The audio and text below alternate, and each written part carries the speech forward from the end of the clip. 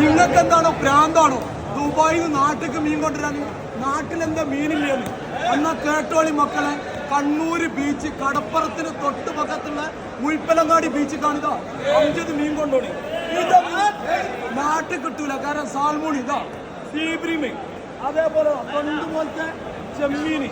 ഇനി അതൊക്കെ പോട്ടെ, കപ്പലടിഞ്ഞ പാറക്കുറ്റി തകർത്ത് ഐക്കൂറ. അത് മക്കളെ നാട്ടിൽ മീൻ കൊണ്ടുപോയിക്കോളി. മറ്റുള്ള സാധനങ്ങൾ എന്നൊക്കെ പറഞ്ഞാൽ നാട്ടിലും കിട്ടും.